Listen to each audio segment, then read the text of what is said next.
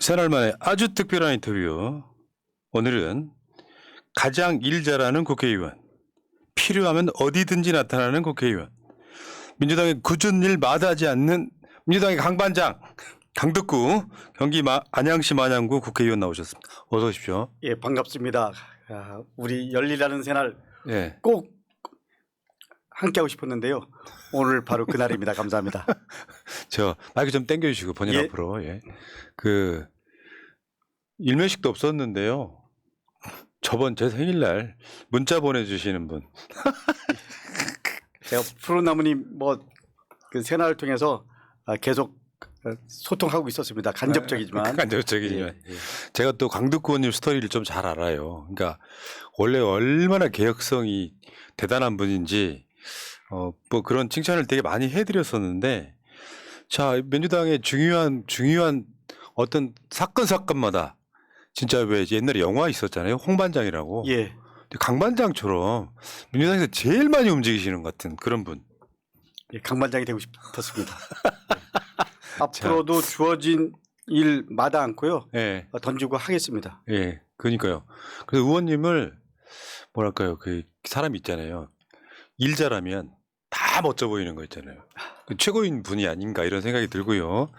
자, 버람 PD는 그 강덕구 의원님 후원 계좌를 미리 좀 올려주세요. 예. 여러분들 딱 방송을 보고 계시다가 후원 좀 해야겠다 하시는 분들은 좀 도움 주시기 바라겠고요.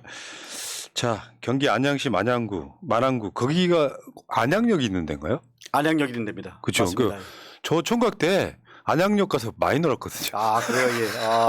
근데 거기에 무슨 흉물 하나 있어서 그걸 철거하셨다고. 예, 원스케어라는 건물이 있었는데요. 네. 짓담한 건물을 한 25년 만에 철거를 했습니다. 법안 개정을 해갖고요.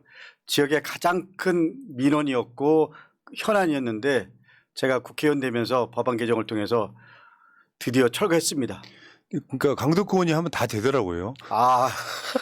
지금 여러 가지 큰 현안들도 꼭 이뤄내겠습니다. 예. 저 강덕구 의원 같은 경우는 진짜 민주당에서 강덕구 의원 같은 분들 10명만 있으면은 정권 안 뺏겼다 이런 얘기가 나올 정도로 요즘 칭찬이 자자한 분. 자, 일단 첫 번째 민주당 워크숍 했잖아요. 예. 어제까지. 예. 분위기가 어땠습니까? 지금 저 단체 사진에는 의원님 어디 있어요 지금? 저는 항상 맨 끄트머리에 있습니다. 돌든 말든 예. 마이너고 예. 의원님 어디 계셔요? 그러니까 실제로 저런 자리에 또 막 앞으로 안 나와. 예, 맞습니다. 뒤에 있어요. 예. 전혀 안 보입니다. 저 예. 끝에 있어요. 의원님이 제가 알고 있기에 경기도의회 의장도 하셨잖아요. 예, 부지사도 하고요. 예. 그러니까 실력에 있어서는요. 아마 수도권 의원 중에는 거의 원톱이 아닌가 싶은데.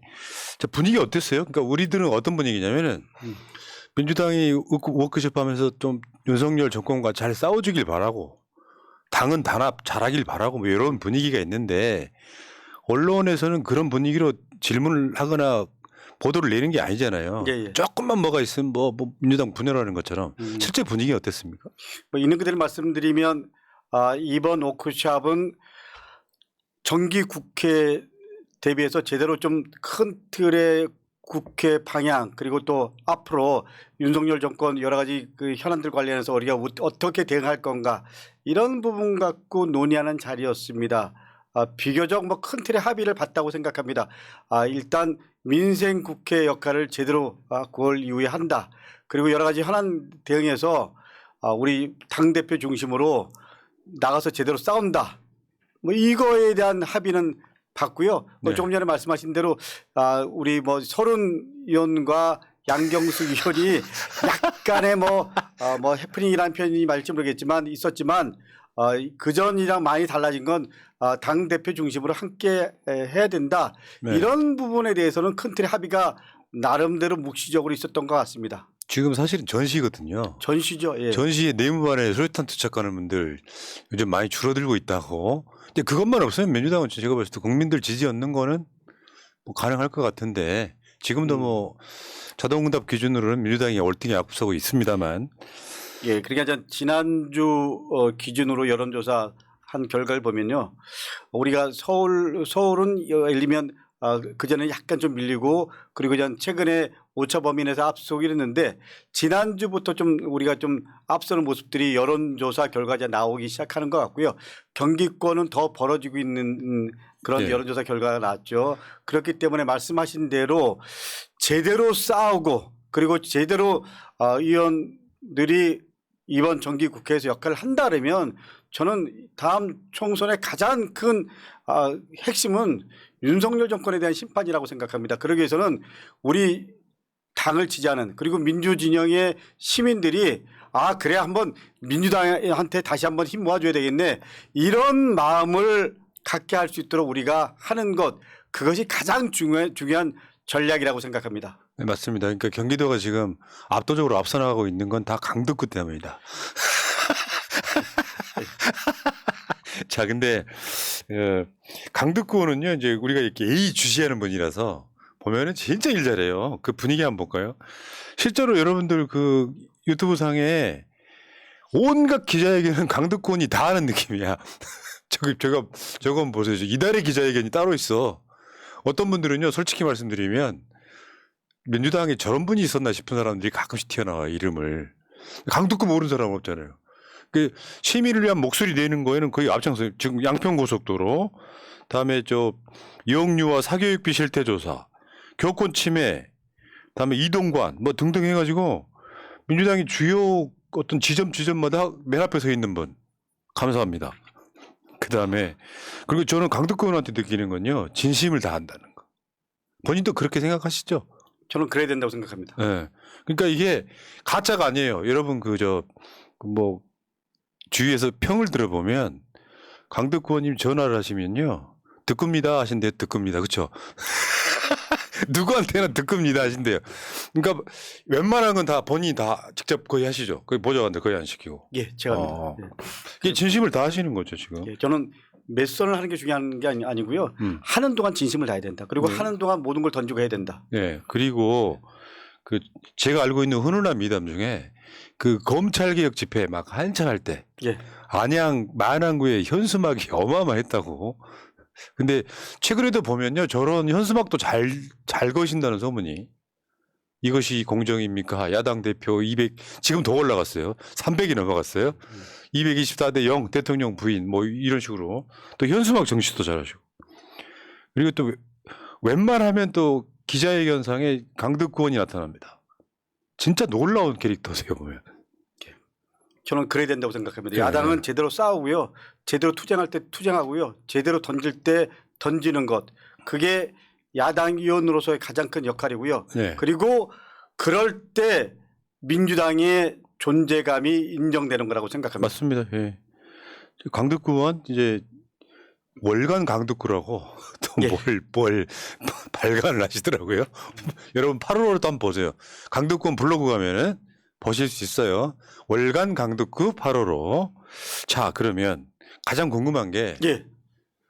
소위 김건희 고속도로를 불리우는 서울 양평간 고속도로 정점이 바뀐 사건. 예, 예.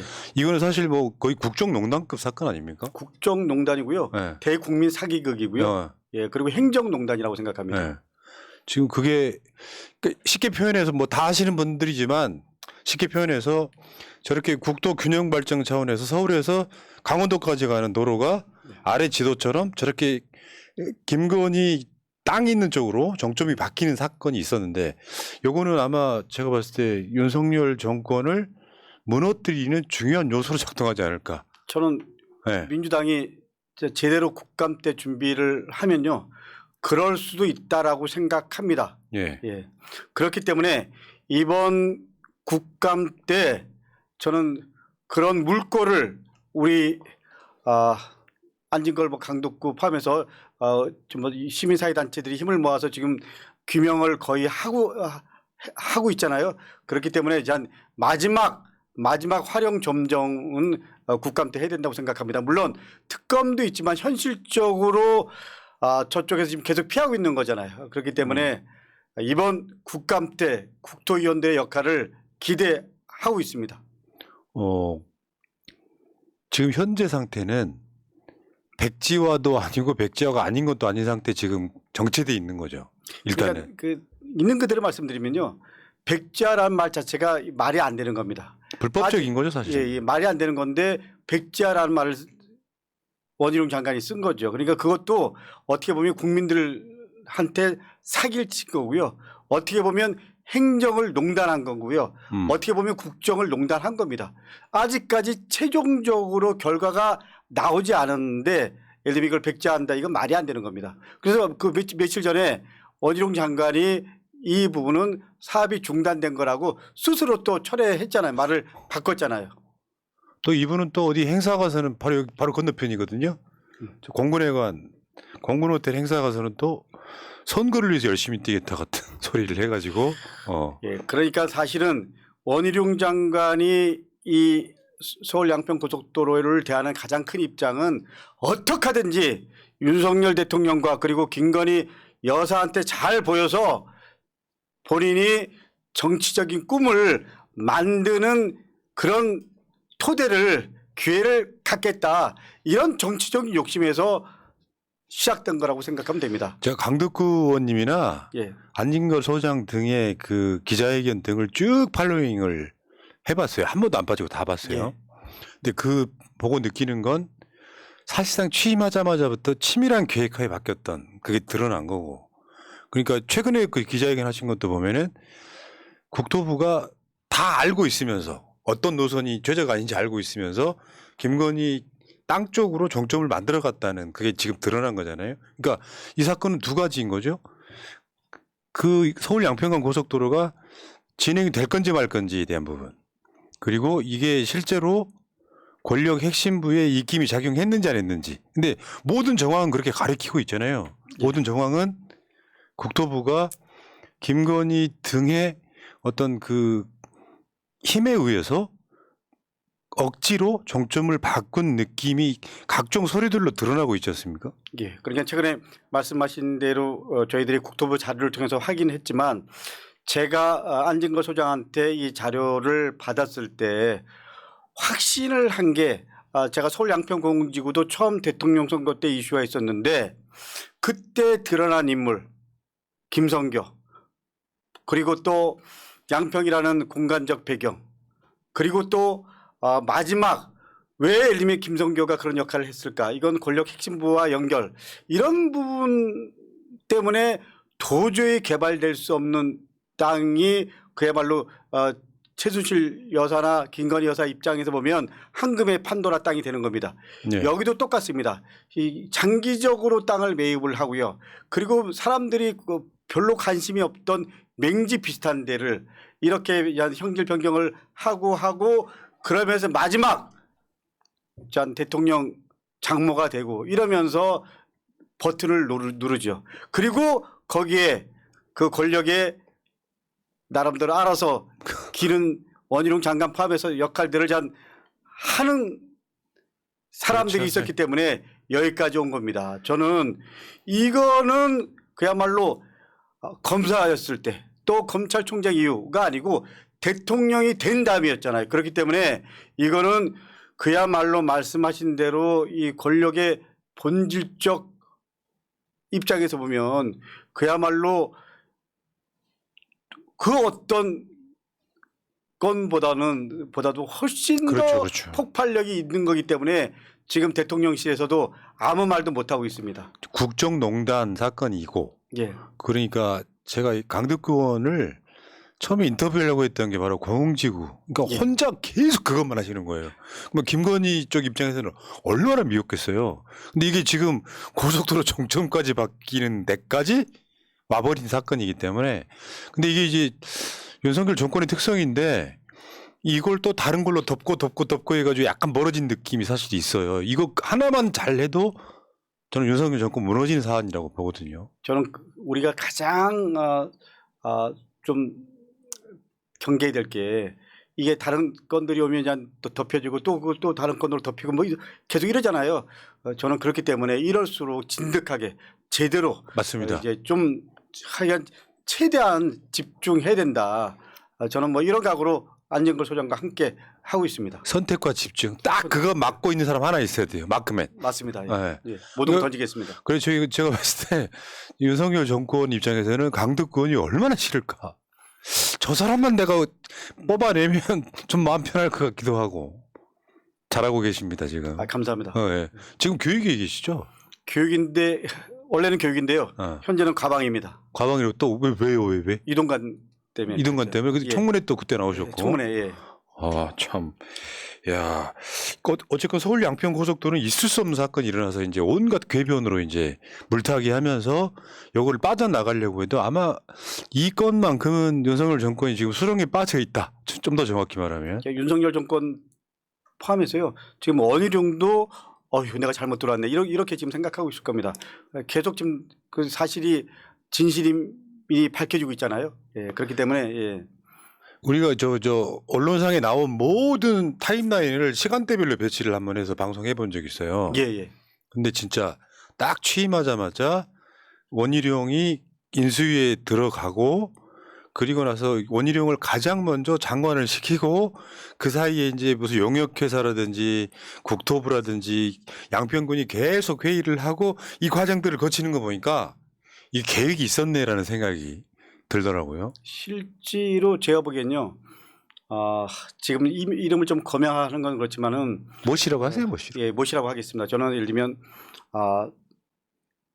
제일 중요한 건 이겁니다. 용역사를 움직인 사람이 누구냐. 그리고 예를 들면 지금 핵심으로 꼽히는 사람 중에서 예를 들면 국토부 차관이 있잖아요. 그분이 예를 들면 인수위원으로 들어가잖아요. 인수위원으로 그분을 들어가게 한 사람이 누구냐. 그리고 예를 들면 한 가지 분명한 건 예를 들면 양평군의 양평공공지구 관련해서 그때 나름대로 결재 라인에 있었던 과장이 군수가 새로 바뀌면서 국장이 됩니다. 국장이 되면서 이 사람이 첫 번째 나름대로 결재를 했던 게 이 건인데 그 강상으로 좀 안을 바꾸도록 하는데 결정적인 역할을 했습니다. 결론적으로 말씀드리면 이 부분들은 권력 카르텔이 그야말로 윤석열 대통령이 제일 좋아하는 카르텔이라는 표현을 빌리면 권력 카르텔이 작동하지 않으면 이 안이 그렇죠. 나올 수가 없었다라는 것을 이제는 국민들이 대다수가 알았을 겁니다. 그거를 계속 변명만 하는 원희룡, 아무 말도 안 하는 대통령실. 이제는 윤석열 대통령 부부가 직접 나서서 얘기해야 됩니다. 아까 말씀하신 것 중에 하나만 추가를 하자면 예. 이 논란이 시작될 즈음에 대통령실에 있던 비서가 국토부 차관으로 꽂히잖아요. 그러니까 그때 차관 5명을 대통령실 출신으로 쭉 보낼 때 예. 국토부에 1명, 2명이었죠. 1차관, 2차관 해가지고 예. 둘 다 꽂는 거를 보면서 이거 이제 사업 마무리를 위해서 들어가나 뭐 이런 생각이 들 정도. 그러니까 이게 이 건 하나만으로도 저는 진실이 밝혀지면 탄핵 사안이라고 볼 정도로 엄중한 사안이라고 봐야겠죠. 예. 네. 보통 통상적으로 예를 들면 국토 1차관이나 2차관 같은 경우는 한 명은 예를 들면 건설 쪽, 한 명은 예를 들면 뭐 교통 쪽 이런 식으로 1차관, 2차관 배치를 하는데 한 명은 말씀하신 대로 이 국토 쪽이랑은 아무런 상관이 없는 사람, 그야말로 예를 들면 대통령 신복이 들어가고 한 분은 국토부 출신 관련돼 인수위를 거쳐서 대통령실 비서관으로 거쳐서 차관으로 온 거잖아요. 그렇기 때문에 다 용산에서 그리고 또 김건희 여사가 요청하면 버튼을 누르면 그 안에서 역할을 할 수 있는 사람들이다. 이런 게 시사하는 바가 상당히 크다라는 겁니다. 그래서 우리 시청자 여러분들한테 제가 부탁드리고 싶은 게 강두구 의원 사실은 전 타겟이라고 봐요. 윤석열 정권에. 그리고 여러분들이 지켜주셔야 돼요. 막 저기 그 화면 상단에 있는 후원 기자도 막 쏴주시고 강두구 TV도 좀 막 구독 좀 해주시고 그러면서 당신은 혼자가 아니야라는 응원을 좀 해주셔야 된다 이렇게 생각이 들어요. 그 많은 사람 중에 딱 핀셋으로 찍어낼 만한 정도의 위치에 와 있다. 대선 때부터 징글징글하게 공공지구 이야기만 혼자 계속 하셨잖아요. 참. 예, 근데 네. 제가 한 가지 부탁이 따르면요. 뭐 저도 저지만 사실 새날이 있기 때문에 그래도 우리가 정확하게 정보를 얻고 그리고 정확하게 상황을 파악하고 정확하게 대한민국의 정치권의 여러 가지 흐름들이 어떻게 하고 있다 뭐 이런 것들을 알 수 있는 거잖아요. 그래서 우리 새날 구독 좀 더 적극적으로 해주시길 부탁드립니다. 이거는 그냥 하는 얘기가 아니고요. 역시 강덕구 의원님 정치를 할 줄 아시니까 이게 주고 받는 게 있어야 되잖아요. 아니, 정치가 아니고 진실입니다. 예. 진심을 다하는 강덕구 감사합니다. 자, 이거 끝까지 마크해 주시고요. 다음에 이제 최근에 나온 것 중에 홍범도 장군 흉상철거 등 독립운동 역사 지우기. 그러니까 어떻게 보면 사안 하나하나가 다 사실은 대통령 자격이 없는 사람의 행위라고 저는 보거든요. 이걸 어떻게 보셨어요? 이게 이제 이 직전에 오염수 방류 후에 돌출한 이슈로 덮기 스킬 중에 하나인데. 이게 이슈를 덮기 뭐 이런 것도 있지만요. 예. 저는 두 가지라고 생각합니다. 하나는 내년 선거 전략이라는 부분에서 어쨌거나 이런 식으로 프레임을 짜겠다. 뭐 예를 들면 소위 말하는 지지층 결집하고 그리고 그 결집을 통해서 내년 선거에 소위 말하는 그 보수 쪽, 우익 쪽 사람들이 투표장에 갈 수 있도록 하겠다 하는 것과 맞습니다. 예. 두 번째로는 소위 말하는 뉴라이트 쪽이 지금 대통령한테 일정 정도 영향을 미치는 주요한 세력들이 있는데 이 사람들이 소위 말하는 역사 왜곡하는 작업들이 본격적으로 시작되고 있는 거다. 뭐 이렇게 말씀을 드리고 싶습니다. 홍범도 장군이 저는 뭐 소위 말하는 러시아 소련 공산당 가입한 거 인정합니다. 그건 역사적 팩트니까. 그렇지만 사실은 한일 투쟁이라는 관점에서 바라보는 것이 더 맞다라고 생각을 하고요. 그리고 사실 봉오동 전투라는 거는 누가 뭐래도 한국 독립운동사에서 가장 큰 전투였습니다. 이때 총사령관이었다라는 이런 사실을 맞습니다. 감안하면 이거야말로 뉴라이트적 관점입니다. 그렇기 때문에 지금 윤석열 정권이 어떤 정권이라는 걸 규정해주는 아주 의미 있는 저는 우리 입장에서는 가슴 아픈 일이지만 이걸 참 우리가 이걸 어떻게 해야 될 건가. 아니 이 입장에서 보면 남로당 활동을 했던 박정희는 어떻게 되는 거죠? 그리고 홍범도 군함을 명명했던 박근혜 전 대통령은 어떻게 되는 거죠? 그런 거 아닌가요? 맞습니다. 예. 예. 이거는 제가 이제 이 다음 방송에서도 그런 주제가 있는데 이게 단순하게 친일 성향으로는 분석이 안 되는 측면이 있습니다. 이 사건 자체는. 그러니까 그 모든 게 제 느낌은 그래요. 일본에 빚 갚는 느낌. 그러면 이해가 돼요. 모든 상황들이. 그러니까 일전 흐름에 의해서 그냥 성향이 뉴라이트적 성향이어서 또 그들의 영향을 받아서라는 것보다 한 발짝 더 들어가야 된다고 보는 사안인데 의원님한테는 제가 짐을 씌우지 않을게요. 아니 뭐 말씀하신 대로 독립군을 탄압했던 백선엽을 어떻게 보면 우리나라 예를 들면 그 군의 가장 예를 들면 효시 상징적 인물로 지금 미화시키고 만들고 있잖아요. 예. 이건 어떻게 또 봐야 되죠? 그러니까 저는 윤석열 대통령 포함해서 그 측근들이 프레임을 잘못 짜고 있다. 그렇죠. 마지막 분노들이 최근에 여론조사 결과로 지금 나오고 있는 거잖아요. 그렇기 때문에 이 부분에 대한 딜레마들이 있을 겁니다. 저는 이런 프레임을 계속 짜면은 보수도 내부적으로 분열된다고 생각합니다. 어떻게 보면 이종찬 광복회 회장이 민주당에서 국회의원을 했지만 사실은 이분이 전형적인 보수적인 분이잖아요. 네. 이분 포함해서 지금 보수적인 홍준표 대구시장도 이 부분에 대해서 분명히 반대를 했고요. 그리고 유승민 의원도 이 부분에 대해서 비판적 입장을 내놨고 이준석 전 대표도 그렇잖아요. 그렇기 때문에 저는 윤석열 대통령이나 소위 그 윤석열 주변의 측근들이 점점 예를 들면 그 자기네들의 그 영역들을 축소하고 있다. 그렇기 때문에 저는 이게 이 다음에 정치판을 바꿀 수 있는 하나의 변곡점이 될 수 있다고 생각합니다. 그렇죠. 예를 들면 홍범도 장군의 흉상을 지지하는 철거를 지지하는 세력과 반대하는 세력. 저는 이렇게 보수가 나눠질 수 있다고 생각합니다. 그렇기 때문에 만약에 내년 총선에서 유승민, 이준석 이런 소위 말하는 보수 그룹들이 새로운 당을 만든다. 그리고 예를 들면 윤석열, 김기현 이런 그룹들이 새로운 이 기존의 당을 만든다. 그러면 저는 놀라운 역사가 일어날 수도 있다고 생각합니다. 그러니까 소위 말하면 이제 수구 극우적 성향의 보수는 거의 패족되는 시작점을 윤석열이 시작하고 있다. 예. 뭐 이렇게도 볼 수 있을 것 같고요. 그러니까 친일 윤석열을 정점으로 하는 친일 정당이 국민의힘이고요. 그래도 나름대로 보수의 가치를 지키려고 하는 유승민 중심으로 당을 만드는 거고요. 그리고 우리 민주당은 혁신과 개혁을 통해서 새로운 50년을 준비하는 당이 될 거라고 생각합니다. 알겠습니다. 아까 뉴라이트 말씀하셨는데요. 뉴라이트를 정확하게 규정을 하면 일본의 자금으로 생활했던 사람들이에요. 그러니까 쉽게 표현하면 일본의 장학생들이죠. 그 사람들이 아주 극진한 친일 성향을 갖고 대한민국 사회를 한번 바꿔보려고 했다가 실패했던 거. 근데 사실은 윤석열이 뉴라이트 영향을 받은 게 아니라 최고의 뉴라이트다 이렇게 저는 일단 보고요. 자, 실제로 알겠습니다. 예? 윤석열 대통령의 그 아버지 얼마 전에 돌아가셨지만 이분이 일본에서 네. 가장 예를 들면 보수적인 대학을 나오신 분이고요. 그리고 가장 예를 들면 친일적인 사고를 갖고 계신 분이고요. 그 영향을 윤석열 대통령이 받은 겁니다. 예. 예. 자, 그리고 이제 일본 관련해서 지금 오염수 방류 이번 주말에도 장애투쟁 하시더라고요. 저는 제 주장은 이 정도 되면은 민주당이 아예 장외로 나야 된다고 주장하는 사람이에요. 국회가 무슨 필요가 있냐. 그거를 제가 하이라이트로 본 게 이동관 청문회였어요.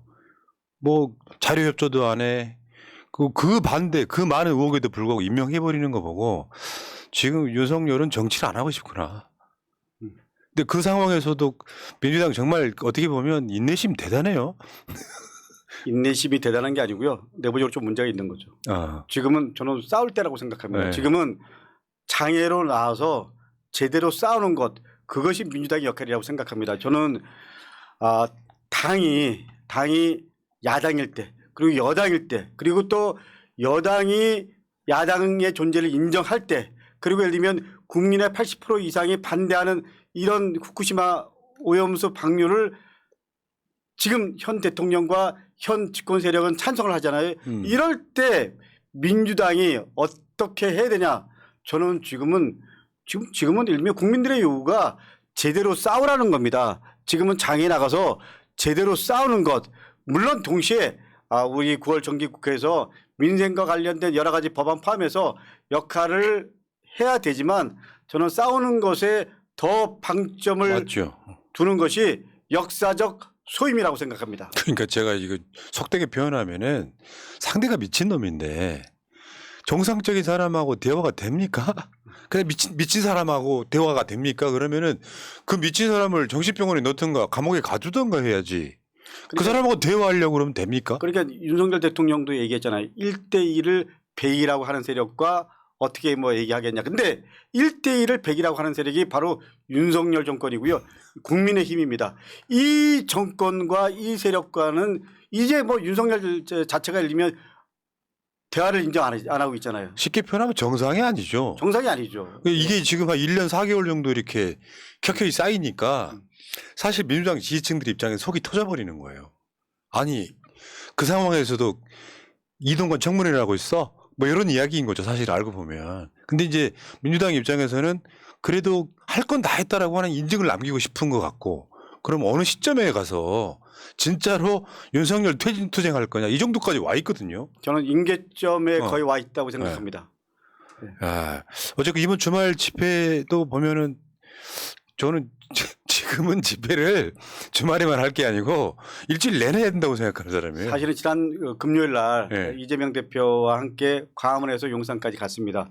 그때 저는 느낌이 전 버스에서 이렇게 본 시민들을 이렇게 손 흔들어주는 모습 그리고 눈빛을 보면서 야 옛날에 박근혜 탄핵할 때 그때 촛불의 흐름들이 점점 가까워지고 있구나 이런 느낌들이 오더라고요. 더 제대로 더 전열을 가다듬어서 하여간 이런 상황들을 좀 더 객관적으로 얘기하고 이래서 공감을 좀 서로 갖게 만들어야 되겠다 이런 절박감 뭐 그런 반성들을 하고 있습니다. 그러니까 국민들 마음에 민주당의 활동이 마지막 박차를 딱 가해줘야 되는데 꼭지를 따야 되는데 꼭지가 안 따지는 거예요 지금. 제 입장은 그렇거든요. 왜냐하면은 굉장히 많은 사람들이 이재명 대표가 대통령이 됐으면 어땠을까라는 심리가 한켠에 깔려 있고 정반대에 무능한 사람, 이상한 사람이 대통령을 하고 있고 근데 1년 4개월을 지켜봤더니 이거는 뭐 대통령 선거고 뭐고 할 거 없이 이건 좀 너무 심하다. 쉽게 표현해서 소위 선 넘었다라는 표현 쓰잖아요. 선을 완전히 넘어버린 게 한두 건이 아니니까 아까 우리 오늘 이야기한 것도 고속도로 건도 그렇고 오염수 건도 그렇고 역사 지우기도 그렇고 제가 한번 이게 헌법 위반인 탄핵 사안을 쭉 한번 써본 적이 있었거든요. 최근에도 한 쉬운 두 가지 돼요. 뭐 언론 탄압도 사실 탄핵 사안이거든요. 심지어 노무현 대통령은 우리 당이 좀 잘 됐으면 좋겠다 한마디로 탄핵 소추까지 됐었잖아요. 근데 이런 상황에서 민주당이 너무 잘 참는다라는 생각이 자, 좀 그런 부분에 대해서 저는 참는 게 아니고요. 어떻게 보면 심각하게 문제가 있는 거죠. 오늘 목포 집회에서 이재명 대표가 그런 비슷한 얘기를 했어요. 그러니까 내가 선두에 서겠다. 그러면서 지금 사실상 이제 뉘앙스는 뭐냐면 끝까지 간다. 뭐 이런 식의 이야기를 했던 걸 보고 민주당 분위기도 지금 의원들 워크숍을 통해서 뭔가 단합의 분위기는 분명히 만들어지고 있구나. 예. 그런 거라고 보고 어쨌건 아까 버스에서 손 흔들어 주던 사람들 모습 보면서 이 민심 위반이 윤석열에 대한 민심 위반이 심각하구나라고 느끼셨다는 거잖아요. 예, 그리고 좀 전에 말씀하신 대로 이재명 대표가 목포 오늘 집회에서 선두에 서겠다라고 말씀하셨다라고 하셨는데 이제는 대표 포함해서 우리 지도부는 좀 장애 투쟁을 통해서 제대로 국민들의 여론을 듣고 그리고 제대로 예를 들면 국민들과 함께 하는 모습 보이고요. 또 우리 현역 의원들은 제대로 국회에서 민생 입법 포함해서 민생 투쟁하고요. 그걸 통해서 이제 그야말로 선명한 야당 그리고 민생을 챙기는 야당으로 거듭 날 수 있도록 저부터 최선을 다하겠습니다. 의원님 같은 분만 있으면 우리가 뭔 걱정하겠어요. 아닙니다. 저도 반성해야 됩니다.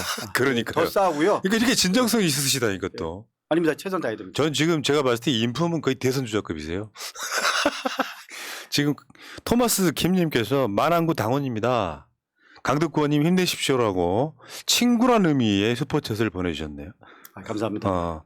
자, 어제 수도권 민심은 저는 이제 강덕구가 있기 때문에 경기도는 압도적이고 그리고 인천도 마찬가지고 사실 수도권 승리가 민주당 총선 승리의 사실상 뭐 반이 숫자가 아니라 수도권은 전국적으로 영향을 끼치니까 수도권 민심은 사실상 민주당이 조금만 잘하면 21대 총선보다 더 압승할 수 있지 않을까. 민주당의 존재감 보여주는 게 저는 중요하다고 생각해요. 예, 사실 우리 당을 지지하고 또 지난번에 또 이재명을 찍었던 분들 그리고 또 윤석열을 찍었는데 후회하시는 분들이 민주당을 어떻게 보면 지켜보시는 거잖아요.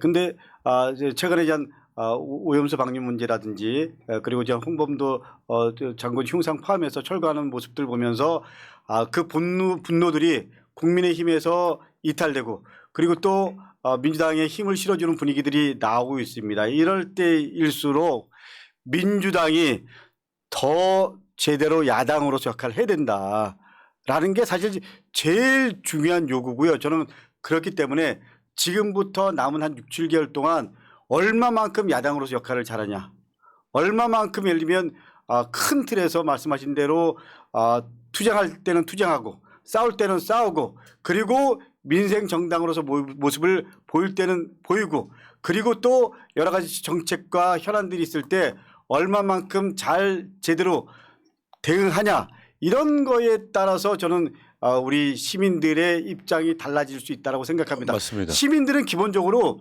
민주당한테 표를 줄 준비가 돼 있는데 그걸 민주당이 어떻게 제대로 맞습니다. 담아내냐 뭐 이게 가장 큰 관건 아닌가 좀 그렇게 생각합니다. 그러니까 민주당이 정권을 뺏기는 여러 가지 이유 중에 하나가 180석이거든요. 예.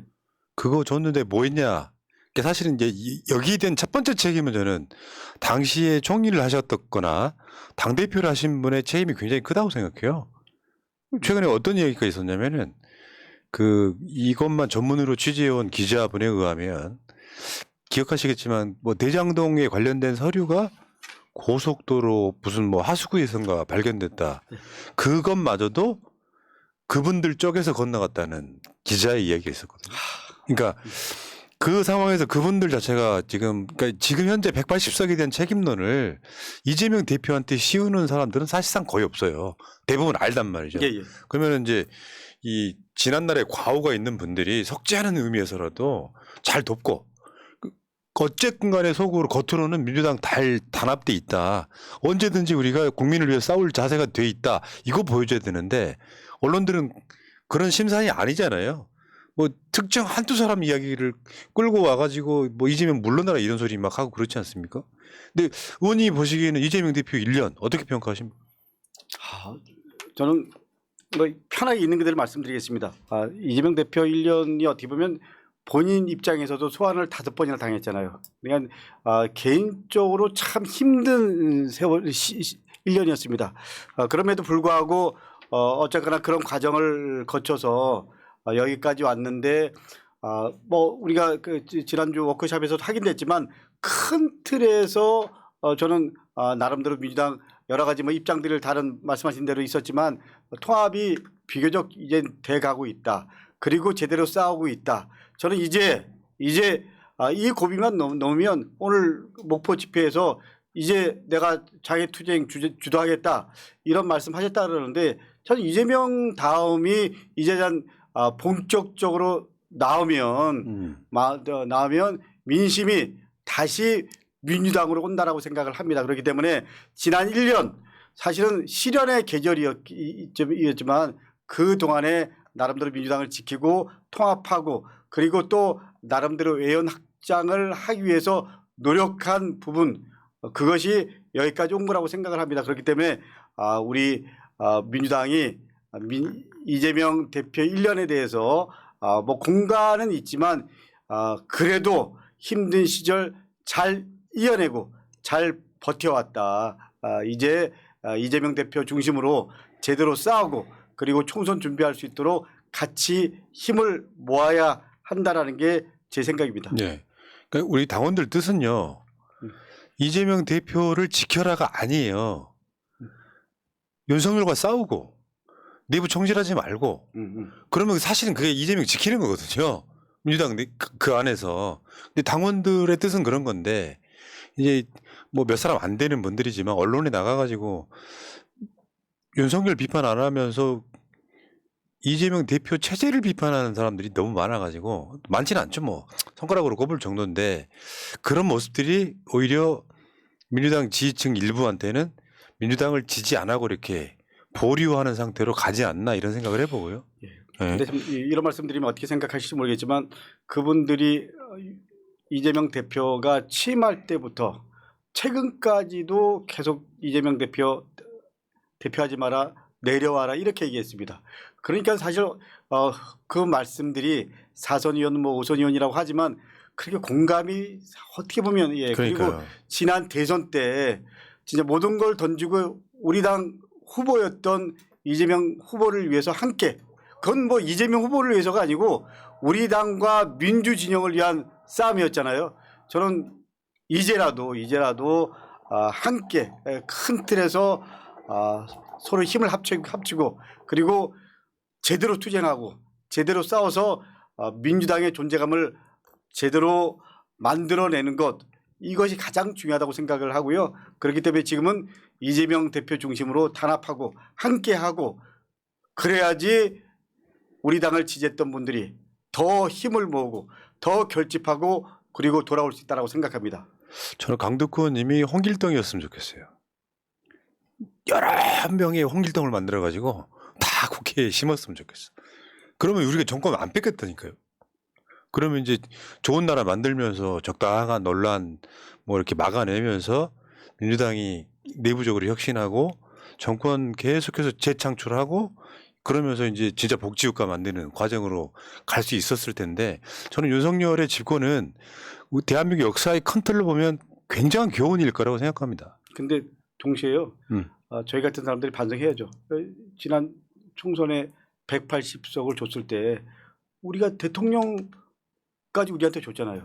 근데 예를 들면 제대로 개혁한 게 뭐가 있냐, 예를 들면 너희들이 제대로 성과를 낸 게 뭐 있냐 이런 얘기를 들으면 우리들이 할 말이 없는 겁니다. 저는 그렇기 때문에 지금부터 집권 전략이 있어야 된다고 생각합니다. 음. 단순하게 윤석열 정권을 심판하고 예를 들면 우리가 집권하겠습니다 이게 아니고 그렇죠. 새로운 비전을 만들어내고요.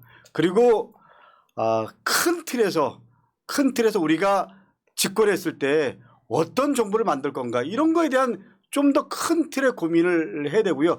그러기 위해서 다음 총선 때 공천에 대한 기준 뭘로 할 거냐. 예를 들면 우리가 지향하는 예를 들면 국회의 모습, 우리가 지향하는 정치의 모습 이런 그림 속에서 방향을 잡아가야 된다고 생각합니다.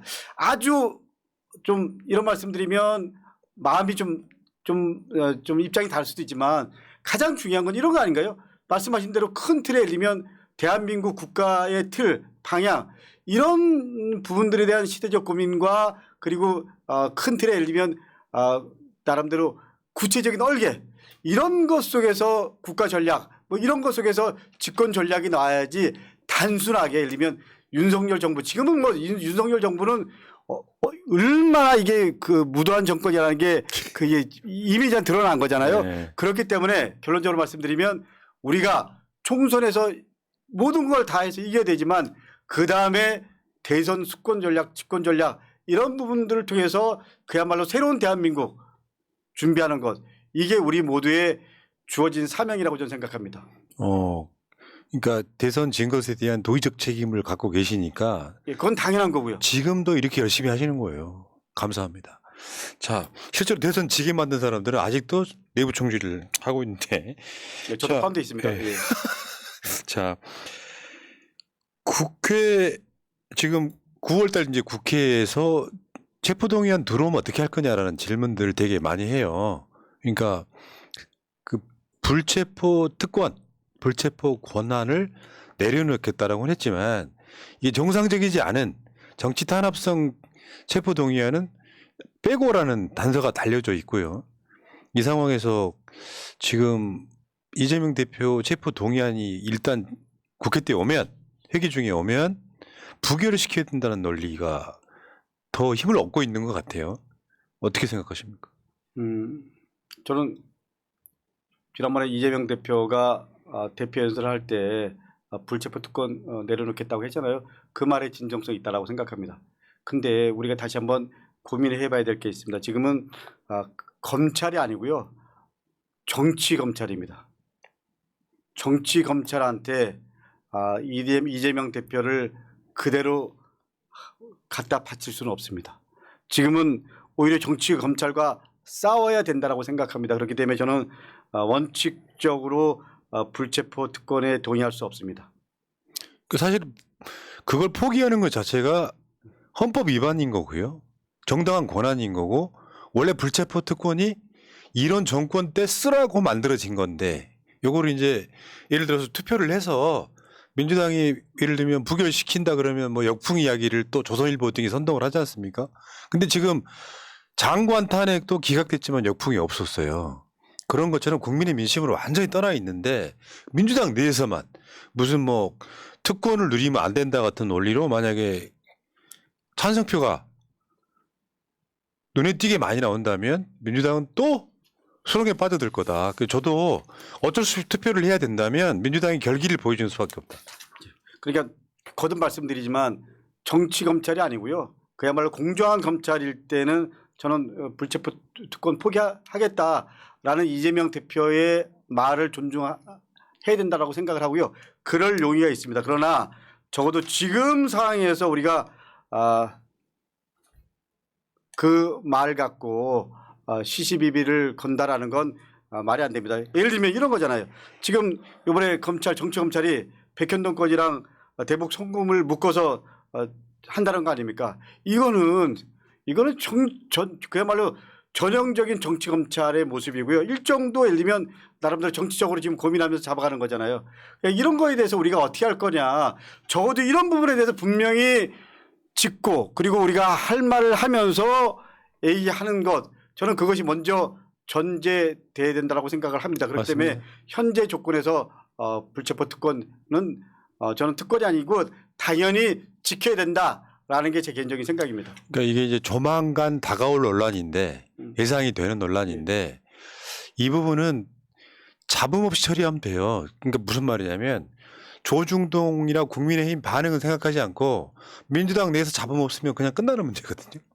그리고 사실 무슨 증거가 있는 것도 아니고 정치 조작 수사하고 있는 거를 예를 들면 검찰 아가리에다가 이재명 대표를 국회가 공식적으로 좀 구속영장을 치게 만들어준다는 것은 도의적으로도 안 되고요. 그런 민심은 떠난다. 그러니까 만약에 이걸 주도하거나 만약에 이런 걸 하고 있는 사람들이 대체적으로 누군지 드러나 있잖아요. 그러면 이런 분들은 저는 총선 때 오히려 국민들이 심판할 거다 이렇게 봅니다. 자, 알겠습니다. 여러분 그 채팅창 상단에 강덕구 의원 후원의 번호하고요. 아니, 지금 그게 중요한 게 아니고. 아니 잠깐만요. 우리는 또 할 일을 해야 되니까. 그리고 지금 강덕구 TV 이 링크가 위에 걸려 있거든요. 여러분들이 좀 도와주십시오. 둘리파파예요? 예. 링크. 제가 둘리 닮았다 그래서요. 아, 둘리파파세요? 아, 이 URL 주소가 굉장히 특이하네요. 둘리파파. 근데 지금 뭐가 중요한 거예요? 그럼 아까 말씀하시려다 만 거. 지금은 사회가 저는 정의를 회복하는 게 가장 중요하다고 생각합니다. 좀 전에 네. 말씀하신 대로 지금 어쨌거나 지금 정치 검찰이 정치 조작 수사를 하고 그리고 여태까지 나온 게 하나도 없잖아요. 그런데 계속 불러들이고 적어도 제1야당 대표를 이런 전형적인 정치 검찰한테 우리가 대표를 내놓는다. 이거는 저는 그야말로 우리가 정치를 포기하는 거고요. 그리고 민주주의를 포기하는 거고요. 그리고 국회를 포기하는 겁니다. 알겠습니다. 자, 시간 관계상 예. 우리 강 반장님 감사합니다. 예. 진짜 강덕구 의원 같은 분들이 100명만 있으면은 우리 같은 사람 방송하기 편하겠다 이런 생각이 들어요. 왜냐면은 정치인들은 대부분 다 조용히 있잖아요. 그러니까 소리를 우리가 높여야 되는 거예요. 그렇다 보니까 과부하가 걸려요. 그 의원님 같은 분들이 많으면 얼마나 좋을까 이런 생각이 들었고요. 자, 마지막으로 이 카메라 보시면서 예. 새날 식구 되셨거든요. 예. 우리 식구들한테 한 말씀 하십시오. 저도 새날 식구입니다. 식구 여러분들 만나서 반갑습니다. 지금은 민주당이 야당으로 제대로 선명성 지키고요. 그리고 수권 정당으로서 제대로 준비하고요. 그리고 당원 여러분들과 함께 우리 당성을 지키는 것, 그게 민주당이 지켜야 될 원칙입니다. 그 원칙 지키면서 내년 총선 준비 제대로 해서 반드시 윤석열 정권 무너뜨리겠습니다. 그리고 거기서 끝나면 안 됩니다. 우리가 지향하는 대한민국, 우리가 원하는 대한민국의 큰 틀의 그림을 그려서 여러분과 함께 새로운 대한민국 만드는데 1000분의 1, 10,000분의 1이라도 역할하고 싶습니다. 새날 독자 여러분 함께 할 수 있도록 다음 총선에서 그래도 민주당 반드시 함께 하겠습니다. 감사합니다. 야, 예, 감사합니다. 진짜 강덕구만 같아라 이런 이야기 그냥 나오네요. 오늘 감사드리고요. 다음에 또 저 시간 나실 때 한번 더 모실게요. 고맙습니다. 네, 감사합니다. 예. 예. 예.